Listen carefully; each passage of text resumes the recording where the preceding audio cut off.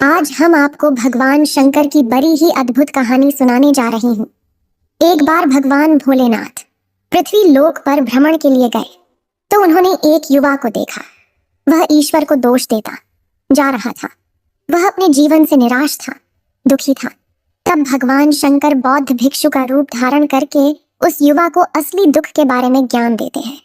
तो चलिए इस कहानी के माध्यम से समझते हैं कि असली दुख क्या होता है। अगर आप यह कहानी सुन रहे हैं तो पूरा सुनिए। इस कथा को आधा अधूरा छोड़कर जाने की गलती मत करिएगा, क्योंकि इस पवित्र कथा को पूरा सुनने से मनचाहा फल की प्राप्ति होगी। इसलिए इस कथा को पूरा सुने। आप शिव भक्त हैं तो भोलेनाथ का अनादर ना करें। सुख और दुख एक ही सिक्के के दो पहलू हैं। ये बात तो आपने सुनी ही होगी। सुख और दुख हमारे जीवन में लगातार आते ही रहते हैं और हमें लगता है कि हमारे जीवन में हजारों दुख हैं, हजारों समस्याएं हैं। लेकिन अगर आप वास्तविक तौर पर देखें, अगर आप इस बात को अच्छी तरह से समझें, तो आप ये समझ पाएंगे कि हमारे जीवन में केवल एक ही दुख होता है। और दुख क्या है वो हम इस कहानी के माध्यम से जानेंगे। और उस दुख का निवारण, उस दुख का समाधान क्या है, वो भी हम इस कहानी में ही जानेंगे। तो इस कहानी के अंत तक जरूर बने रहिए। एक समय की बात है, एक गांव में एक व्यक्ति रहता था। उसका नाम सोनू था। वह बड़ा आलसी था और अपने जीवन से बहुत निराश था। और उसका कारण यह था कि उसने अब तक अपने जीवन में कुछ भी हासिल नहीं किया था। वह कुछ भी नहीं करता था। उसके घर वाले भी इस बात से बहुत परेशान रहते थे। वे चाहते थे कि वे बाहर जाकर कुछ अच्छा काम करें, कोई अच्छी नौकरी कर ले, लेकिन वह उनकी एक नहीं सुनता था। उसके घर वाले दूसरों का उदाहरण देकर उसे ताने मारते थे, उसे तरह तरह की बातें कहते थे, लेकिन उसे कोई फर्क नहीं पड़ता था। जबकि उसके सारे मित्र कामयाब हो चुके थे। कोई अच्छा व्यापार कर रहा था तो कोई अच्छी नौकरी कर रहा था, जिस कारण जब भी वो लोग मिलते तो वे लोग अपनी बढ़ चढ़कर बड़ाई किया करते। लेकिन सोनू कुछ नहीं करता था, जिस कारण जब भी कोई उससे पूछता कि तुम क्या कर रहे हो, तो वह कुछ नहीं कह पाता। उसे यह कहने में बहुत शर्म महसूस होती थी कि वह कुछ नहीं करता। वो हमेशा सबसे केवल एक ही बात कहता था कि मैं कोशिश कर रहा हूं। लेकिन उसकी कोशिशों का कोई भी फल किसी को नजर नहीं आ रहा था। देखते ही देखते अब ऐसा समय आ चुका था कि सोनू सभी से मुंह छिपाता फिरता, ताकि कोई उसे यह न पूछ ले कि तुम क्या करते हो, जिस कारण वो कभी किसी के सामने भी नहीं आता था। धीरे धीरे उसका मन दुखी होने लगा था। वह बहुत निराश रहने लगा था। उसे अब ऐसा प्रतीत होता था मानो वह इस धरती पर बोझ है, जिस कारण वो अपने आप को बहुत अकेला महसूस करता, बहुत तन्हा महसूस करता। एक दिन तो उसके मन में ये भी विचार उत्पन्न होने लगे कि मेरे हाथों में कुछ नहीं है तो मैं क्या कर सकता हूँ। अकेले बैठकर वह रोता रहा और भगवान को दोष देता रहा। एक दिन छुपता छुपाता वह घर से निकलकर कहीं जा रहा था। तभी उसने रास्ते में देखा कि एक बौद्ध भिक्षु लोगों को प्रवचन दे रहे हैं और प्रवचन में वह दुख की बातें कर रहे हैं। सोनू कुछ देर के लिए अपना मुंह छुपाकर वहीं पर खड़ा हो गया ताकि उसे कोई देख न ले, और चुपचाप वह उन भिक्षु की बातें सुन रहा था। बौद्ध भिक्षु सभी को प्रवचन में कह रहे थे कि दुख हमारा सबसे बड़ा साथी है। हमें दुख अपने जीवन के बारे में समझाता है और हमें सही जीने का तरीका बताता है। यह हमारे गुरु की तरह है, जिससे हमें सीखना चाहिए। आप चाहें तो अपने जीवन में अपने दुखों को अपना गुरु बना सकते हैं और उससे सीख सकते हैं, या फिर आप चाहें तो अपने दुखों पर बैठकर रो सकते हैं। लेकिन इससे आपको कोई लाभ नहीं मिलेगा, बल्कि आप दिन ब दिन और कमजोर होते जाएंगे, निराश होते जाएंगे। सोनू छुप छुप कर उन बौद्ध भिक्षु की ये सारी बातें सुन रहा था। जैसे ही उपदेश खत्म हुआ, वह उन बौद्ध भिक्षु के पास पहुंचा। उन्हें प्रणाम करके वह कहता है, हे महात्मा, अभी आप कुछ देर पहले दुख को गुरु बता रहे थे। आप कह रहे थे कि दुखों से हमें सीखना चाहिए, हमें उन्हें अपना गुरु बनाना चाहिए। लेकिन मैं भी तो अपने दुखों से परेशान हूँ, अपने जीवन से परेशान हूँ। मैंने अब तक जो दुख झेला है, मुझे तो कभी ऐसा प्रतीत नहीं हुआ कि मेरे दुख मुझे कुछ सिखा रहे हैं, बल्कि मुझे तो हमेशा यही लगता है कि वो मुझे पीड़ा दे रहे हैं, तकलीफ दे रहे हैं। पर दुख की पीड़ा बहुत भयंकर होती है। ऐसा लगता है अब इसके बाद हमारा जीवन समाप्त हो जाएगा, इसके बाद हमें कुछ नहीं मिलने वाला, और यहाँ तक कि हमें मृत्यु भी उसके सामने कम लगती है।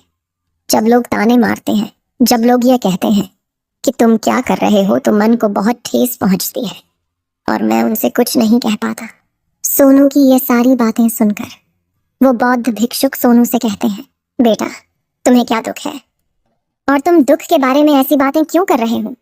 सोनू ने अपने ऊपर बीती हुई सारी बातें उन बौद्ध भिक्षु को बता दी और कहने लगा, हे महात्मा, क्या आपके पास मेरे दुख का कोई समाधान है? सोनू की यह बात सुनकर वो बौद्ध भिक्षु मुस्कुराने लगे और सोनू से कहते हैं, बेटा जब तुम्हारे जीवन में कोई असली दुख आए तब तुम मेरे पास आना, मैं इसका समाधान तुम्हें अवश्य बताऊंगा। उन बौद्ध भिक्षु की यह बात सुनकर सोनू थोड़ा सा अचरज में पड़ गया। उसे यह समझ नहीं आ रहा था कि क्या उसने अब तक जो दुख झेला है वह असली दुख नहीं है। उसने जो अब तक पीड़ाएं सही हैं, जो ताने सहे हैं, जो तकलीफें उठाई हैं, क्या वह असली दुख नहीं है? आगे वह मन ही मन अपने आप से कहता है कि जब मुझे मेरे अपने नहीं समझ पाए तो ये बौद्ध भिक्षु मुझे क्या समझेंगे। इतना सोचकर वह वहां से चला गया। सभी लोगों के ताने सुन सुनकर सोनू बहुत थक चुका था, तो बहुत निराश हो चुका था, जिस कारण उसने निर्णय लिया कि वह अब कुछ करके दिखाएगा। उसने अपने पिता से थोड़ा सा रुपया लिया और उस रुपया से उसने एक व्यापार शुरू किया। उसके पिता बहुत खुश थे कि कम से कम मेरा बेटा कुछ करने का प्रयास तो कर रहा है, लेकिन उसे व्यापार में कोई सफलता नहीं मिल रही थी, जिस कारण वो बहुत ही हताश हो चुका था। वह बहुत निराश हो चुका था। उसे ये समझ नहीं आ रहा था कि वह क्या करे, किस तरह से अपने व्यापार को आगे बढ़ाए। तभी उसके पिता ने उससे कहा, बेटा कोई बात नहीं, इसी तरह से प्रयास करते रहो, आज नहीं तो कल सफलता अवश्य मिलेगी। सोनू ने अपने पिता की बात मानी और अपने व्यापार में और भी कड़ी मेहनत करने लगा। धीरे धीरे उसे सफलता मिलने लगी और फिर उसने रफ्तार पकड़ ली। देखते ही देखते केवल 3 सालों के अंदर वह एक बहुत बड़ा व्यापारी बन गया। अब उसके पास धन दौलत की कोई कमी नहीं थी। लोग जो उसे पहले नापसंद किया करते थे अब उसे पसंद करते थे, उसकी चिंता करते थे, उसके कार्यों की सराहना करते थे। उसके माता पिता भी अब अपने बेटे से बहुत खुश थे और उसकी सफलता से वे अत्यंत प्रसन्न थे। धीरे धीरे सोनू के मित्रों की संख्या लगातार बढ़ती जा रही थी। सोनू के कुछ मित्रों ने उसे यह भी सलाह दी कि उसे अपना व्यापार और तेजी से बढ़ाना चाहिए, उसे और फैलाना चाहिए। जब तुम आज केवल इस नगर के सबसे बड़े व्यापारी हो तब तुम इतना खुश हो, तुम्हारे साथ ये सारे लोग हैं। वहीं पर तुम सोचो कि जब तुम इस राज्य के सबसे बड़े व्यापारी बन जाओगे तब तुम्हारे यहाँ पर लोगों की भीड़ लग जाएगी। लोग तुमसे मिलने के लिए समय निकालेंगे। यहाँ तक कि इस राज्य का राजा भी तुमसे मिलना चाहेगा, तुम्हारी तारीफ करेगा, और यदि कभी ऐसी जरूरत आन पड़ी तो वह तुमसे धन भी उधार लेने के लिए अवश्य आएगा। सोनू को अपने दोस्त की यह बात बहुत पसंद आई। सोनू ने सोचा कि मेरे मित्र सही कह रहे हैं, मुझे अपने व्यापार को और बड़ा करना चाहिए और फैलाना चाहिए, तभी तो हर कोई मेरे बारे में जान सकेगा, हर कोई मुझे पहचानेगा। उसने बिना देरी किए अपने समय को बिना गवाए अपने व्यापार में और मेहनत करने लगा। लेकिन अब की बार उसके मन में धैर्य नहीं था, जिस कारण उसने कुछ अनुचित कदम उठाए ताकि उसका व्यापार जल्दी से जल्दी और बड़ा हो जाए। उसने कई लोगों से अधिक मात्रा में धन उधार ले लिया, जिससे उसके ऊपर अब काफी ऋण हो चुका था। और इतना ही नहीं, वो यहाँ पर नहीं रुका। उसने अधिक से अधिक मुनाफा कमाने के चक्कर में अपने माल की गुणवत्ता को भी खराब कर दिया, जिससे अब उसके माल में वह बात नहीं रह गई थी जो पहले हुआ करती थी। लेकिन वह अपने मित्रों की बात सुनता रहा। जैसा उसके मित्र कहते थे वो वैसा ही करता चला जा रहा था। यहाँ तक कि उसने अपने व्यापार को और भी तीव्रता से बढ़ाने के लिए अपने दूसरे छोटे व्यापारियों के खिलाफ षड्यंत्र भी रचने शुरू कर दिए, जिस कारण उसके मन में अब पहले जैसा वह सुकून नहीं था। उसे अब रातों को नींद नहीं आती थी। वह केवल एक ही विचार में लगा रहता था कि किस तरह से उसका व्यापार पूरे राज्य में फैल जाएगा और वह इस राज्य का सबसे बड़ा व्यापारी बन जाएगा, जिस कारण वह दिन रात केवल इसी मेहनत में लगा रहता, वह किसका व्यापार जल्दी से जल्दी और बड़ा हो जाए। हालांकि उसके पास अब सब कुछ था, धन दौलत, अच्छा घर, गाड़ियां, नौकर चाकर, सभी सुख सुविधाएं, लेकिन उसके बावजूद भी वह उन चीजों का लाभ नहीं उठा पा रहा था, क्योंकि उसका पूरा ध्यान केवल अपने व्यापार को और उन्नति पर ले जाना था। एक दिन सोनू अपने रथ पर बैठकर एक मार्ग से होकर गुजर रहा था। तभी रास्ते में उन्हें गुरुवर का आश्रम पड़ा। ये देखकर वह उन बौद्ध भिक्षु के पास गया और बौद्ध भिक्षु से कहने लगा, हे महात्मा, आपने कहा था कि जब मेरे जीवन में कोई असली दुख आए तब मैं आपके पास आऊं। इस कारण मैं यहाँ पर आया हूँ। आज मैं बहुत दुखी हूँ। मैं रातों को सो नहीं पाता। मेरे पास सब कुछ होते हुए भी मैं उनका लुत्फ नहीं उठा पाता। उसने अपनी सारी बातें एक एक करके उन बौद्ध भिक्षु को बता दी। तभी वह बौद्ध भिक्षु सोनू से कहते हैं, बेटा, जब तुम पहली बार आए थे तब भी तुम बहुत दुखी थे, लेकिन तब तुमने अपने दुख से क्या सीखा था? इसके जवाब में सोनू उन बौद्ध भिक्षु से कहता है, हे महात्मा, जब मैं अपने जीवन में कुछ नहीं कर पा रहा था तब मैंने अपने दुखों से यह सीखा था कि केवल सोचने मात्र से कुछ नहीं होगा। उसके लिए हमें कुछ करना भी पड़ेगा, और केवल कोई कर्म करना ही हमें सफल नहीं बनाता, बल्कि उस कर्म को उसके अंजाम तक पहुंचाना हमें सफल बनाता है। फिर चाहे रास्ता कैसा भी हो, फिर चाहे परिस्थितियां कैसी भी क्यों ना हो, फिर चाहे कितनी ही बाधाएं आपके रास्ते में क्यों ना आ जाए, चाहे ऐसा क्यों ना लगने लगे कि अब आपके जीवन में कुछ नहीं बचा और आप कुछ नहीं कर सकते, तब भी हौसला बनाए रखो, उम्मीद न छोड़े और अपने कार्य पर डटे रहो।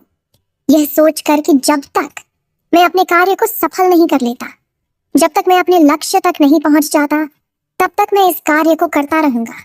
मैं इस कार्य में अवश्य सफल होकर ही रहूंगा, जबकि बाकी लोग केवल सफल लोगों को महत्व देते हैं, उनके कर्मों को नहीं।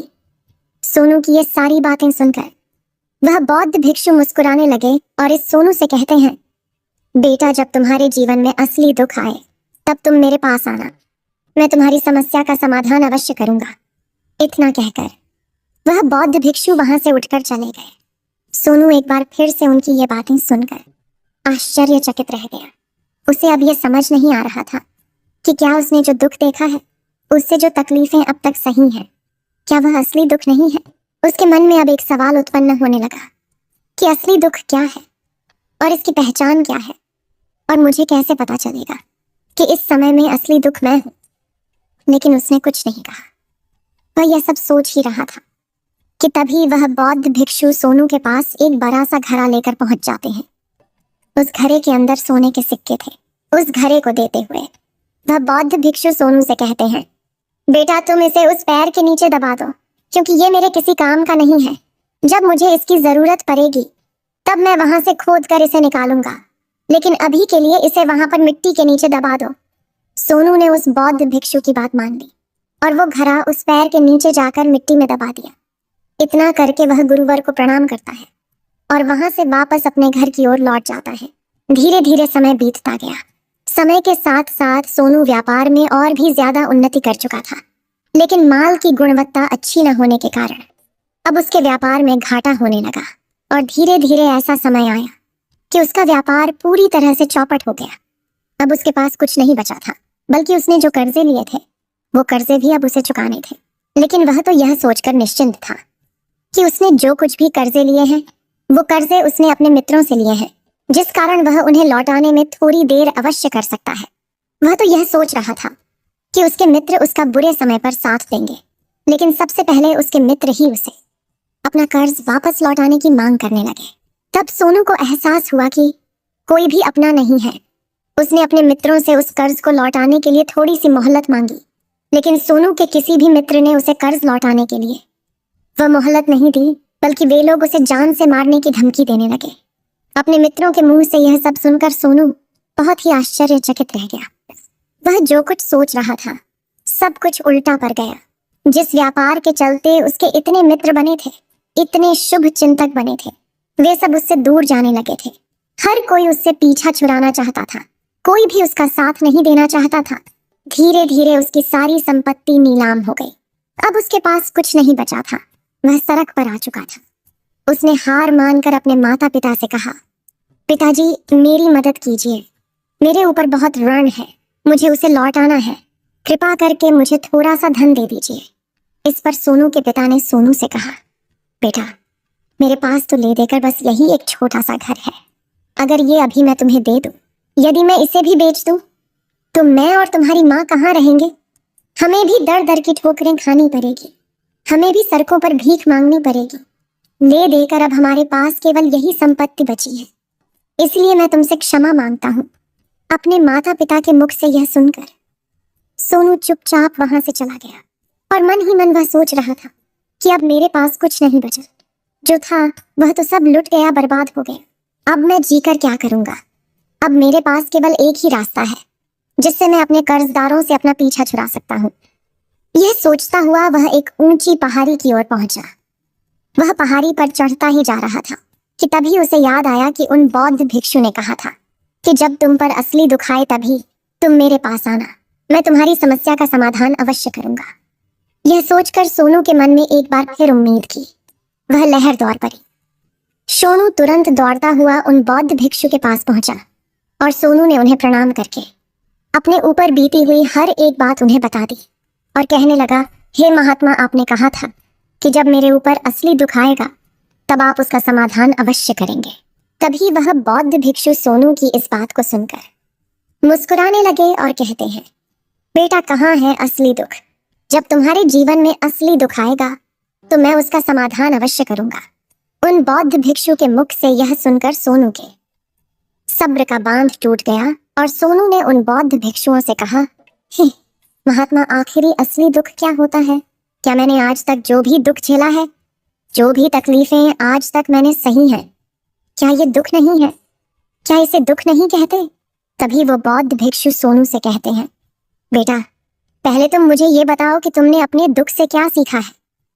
इसका जवाब देते हुए सोनू उन बौद्ध भिक्षु से कहता है, हे महात्मा, मैंने तो यही देखा है कि जो लोग तुम्हारी तरक्की में तुम्हारा पीछा करते हैं, तुम्हारे साथ जुड़ते हैं, वो लोग तुम्हें अवश्य धोखा देंगे, क्योंकि ऐसे लोग बुरे समय पर तुम्हारा साथ नहीं देने वाले, बल्कि तुम्हारा फायदा उठाने का ही वह प्रयास करेंगे।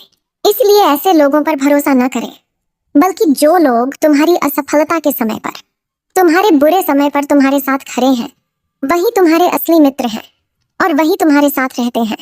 और ऐसे लोग तुम्हें बहुत कम मिलते हैं, और जिन्हें भी ऐसे लोग मिलते हैं उन्हें हमेशा उनकी कद्र करनी चाहिए।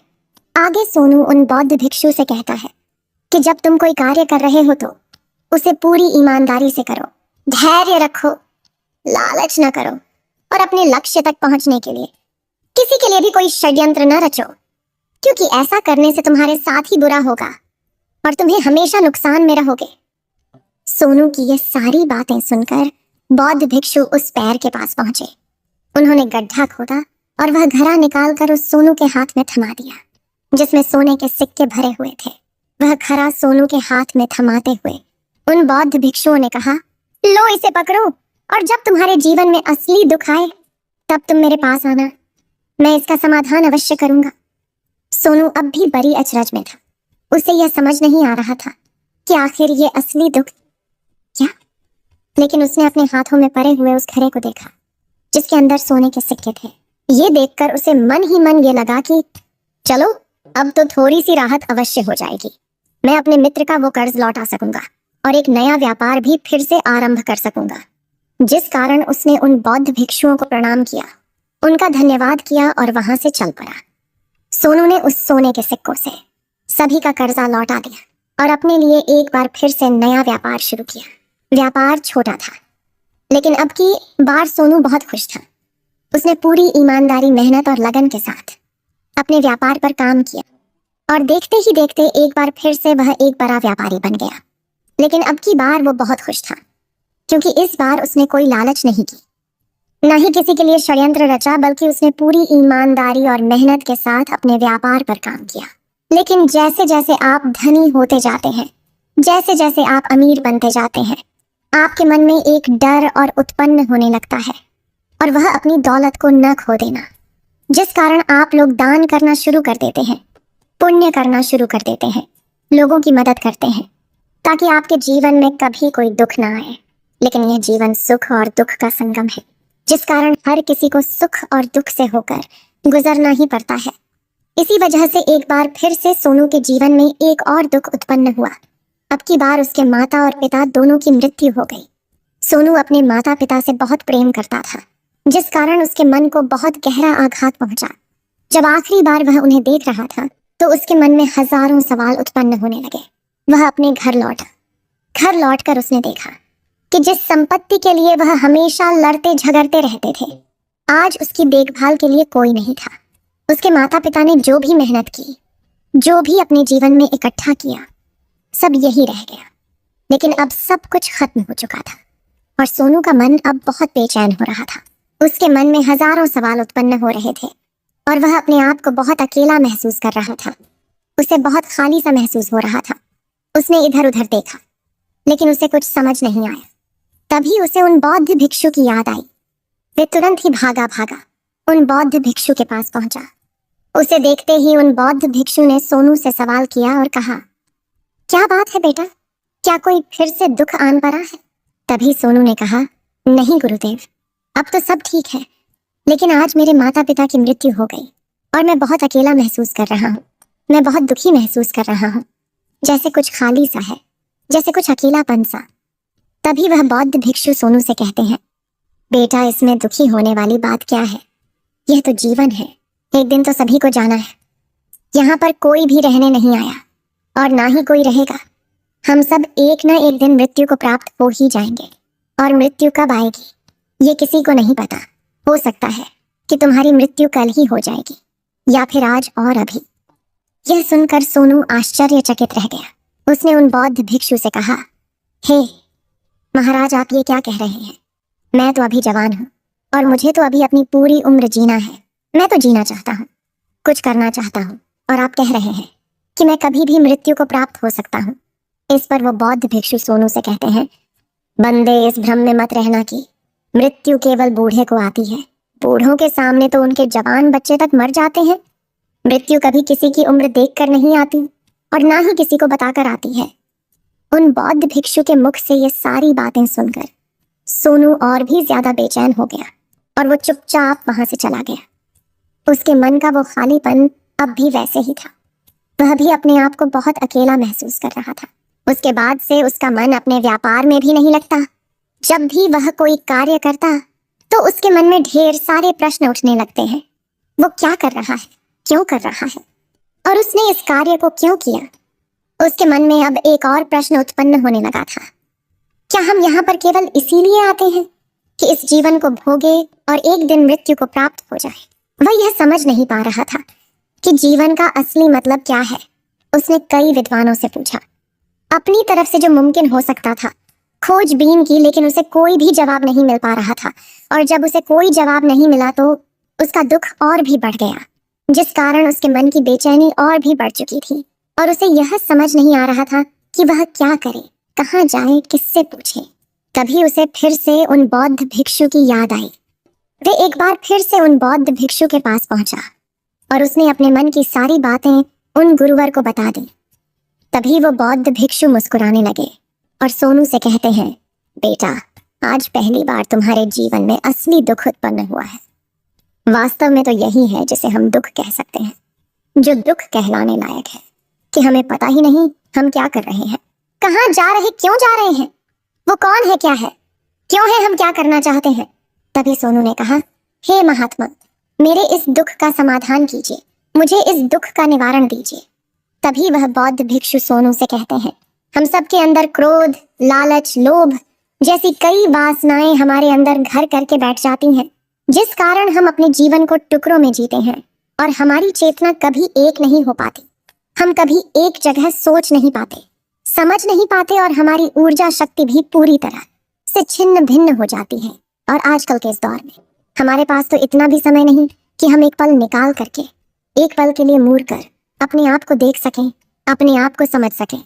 वास्तविकता में हर कोई यहाँ पर अपने जीवन भर केवल दुख दुख कहकर चिल्लाता रहता है। उसका समाधान निकालने का हर मुमकिन प्रयास करता है, लेकिन जिसे हम दुख समझते हैं वह तो दुख है ही नहीं, तो इसका समाधान आपको कहाँ से मिलेगा? ये तो परिस्थितियां हैं जिसके कारण हम अपने आप को दुखी समझते हैं, अपने आप को तकलीफ में समझते हैं। जैसे हम एक परिस्थिति से निकलते हैं, हम किसी दूसरी परिस्थिति में फंस कर रह जाते हैं। जिस प्रकार हम पहली समस्या का सामना करते हैं, उसी प्रकार हम दूसरी समस्या का भी सामना करते रह जाते हैं।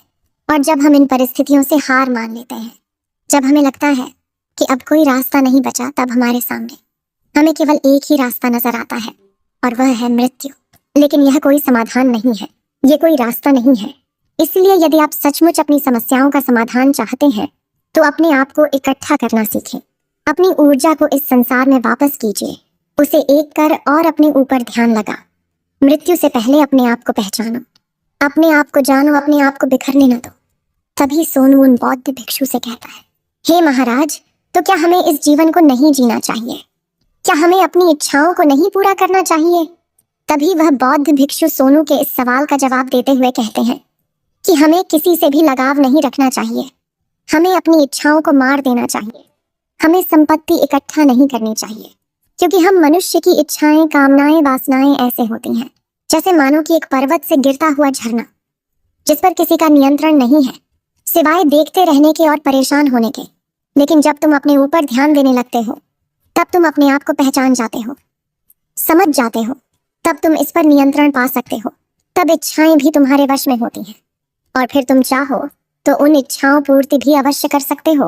गुरुदेव की ये सारी बातें सुनकर सोनू ने गुरुदेव से कहा, हे महाराज, आपका बहुत बहुत धन्यवाद। आपने मेरी सबसे बड़ी समस्या का समाधान आज कर दिया है। मैं आज से अपने आप को एकत्रित करूंगा। गुरुदेव, मानव शरीर में बहुत ऊर्जा है, बहुत शक्ति है, पर वह बेकार के कामों में लग जाती है, जिस कारण हमारा जीवन भी बेकार की चीजों में लगा रहता है। लेकिन हम कभी भी इस पर अपना ध्यान नहीं देते, हम कभी भी अपनी ऊर्जा को केंद्रित नहीं करते, अपने ऊपर कभी ध्यान नहीं देते। हमारा जीवन भी कुछ ऐसा ही है। हम अपने जीवन में हमेशा अपने आप से ऊपर वाले से सवाल करते रहते हैं कि हमारे जीवन में इतना दुख क्यों है।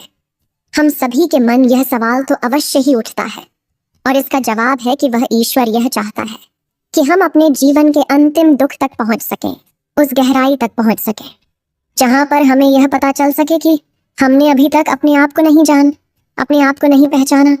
मानव शरीर के अंदर जो ऊर्जा है, जो शक्ति है, उसके बारे में हम अभी तक नहीं जानते। हम अपने आप को चाहे तो एकत्रित कर सकते हैं, अपने आप पर नियंत्रण पा सकते हैं, लेकिन हम अपनी इस ऊर्जा का बेअर्थ उपयोग करते रहते, व्यर्थ की चीजों में लगा देते, जिस कारण हम अपने आप को कभी नहीं पहचान पाते और ना ही कभी अपने आप पर नियंत्रण पा सकते हैं। लेकिन यदि आप अपने आप को जानना चाहते हैं, अपने आप को पहचानना चाहते हैं, तो पहले आपको खुद को एकत्रित करना होगा, अर्थात ध्यान लगाना होगा। ध्यान से ही आप अपने दुखों की उन समस्याओं का समाधान निकाल सकते हैं और तभी आप अपने आप को पहचान सकते हैं, जान सकते हैं और अपने जीवन के हर दुखों का समाधान भी कर सकते हैं। इस वीडियो को बोलते समय कोई त्रुटि हो तो मैं क्षमा चाहती हूँ। उम्मीद है आप सभी को ये वीडियो अच्छी लगी होगी। अगर आप शिव के सच्चे भक्त हैं तो चैनल को सब्सक्राइब और वीडियो को लाइक करके कमेंट में हर हर महादेव लिख दीजिए।